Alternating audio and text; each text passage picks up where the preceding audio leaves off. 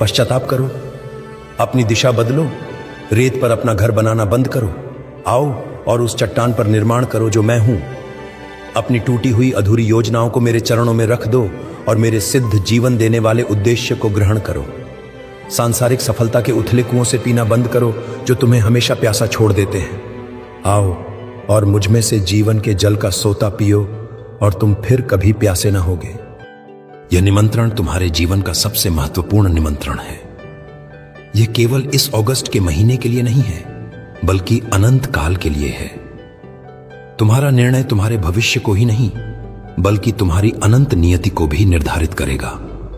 अब एक बार फिर उस अंतिम प्रश्न पर विचार करो।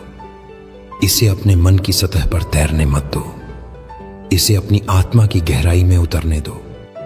यदि आज रात बिना किसी चेतावनी के तुम्हारी सांसें रुक जाएं और तुम्हारी आत्मा को इस शरीर को छोड़ना पड़े, तो तुम्हारी सारी कमाई, तुम्हारी सारी उपलब्धियां, तुम्हारी सारी चिंताएं, तुम्हारा वह सुंदर घर, तुम्हारी वह प्रतिष्ठित पदवी और वे सारे लोग जिनकी राय तुम्हारे लिए इतनी मायने रखती थी, ये सब किसके लिए होंगी? उस क्षण केवल एक ही चीज का महत्व होगा, क्या तुमने अनंत के निमंत्रण को स्वीकार किया था? आइए हम इस निमंत्रण के स्वरूप को और भी स्पष्ट रूप से देखें।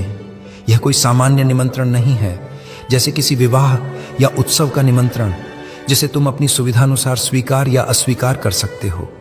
यह एक राजा का निमंत्रण है, ब्रह्मांड के सृष्टिकर्ता का, और यह निमंत्रण एक आज्ञा के साथ आता है। यह एक अनुग्रह भरा, प्रेम भरा आदेश है। मैंने कहा, पहले खोजो। यह एक निष्क्रिय गतिविधि नहीं है। खोजना शब्द में एक सक्रियता, एक जुनून, एक अथक प्रयास का भाव है। यह उस स्त्री की तरह खोजना है जिसने अपनी एक चांदी की मुहर खो दी थी। उसने क्या किया? क्या वह बस बैठ गई और उसके वापस आने का इंतजार करने लगी? नहीं, उसने दिया जलाया, पूरे घर में झाड़ू लगाई और हर कोने में तब तक लगन से खोजती रही जब तक कि वह उसे मिल नहीं गया। और जब वह मिल गया तो उसने अपने दोस्तों और पड़ोसियों को बुलाकर एक पार्टी दी। तुम परमेश्वर के राज्य को इसी लगन से, इसी जुनून के साथ खोजो। इसे अपनी पहली प्राथमिकता बनाओ।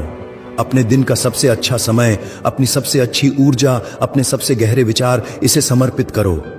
दुनिया तुम्हें बताती है कि तुम्हें पहले अपना करियर खोजना चाहिए, पहले अपना जीवन साथी खोजना चाहिए, पहले अपनी वित्तीय सुरक्षा खोजनी चाहिए, और अगर समय और ऊर्जा बचे तो तुम परमेश्वर के बारे में सोच सकते हो। मैं तुमसे कहता हूं, यह एक विनाशकारी झूठ है। यह गाड़ी को घोड़े के आगे रखने जैसा है। यह कभी काम नहीं करेगा।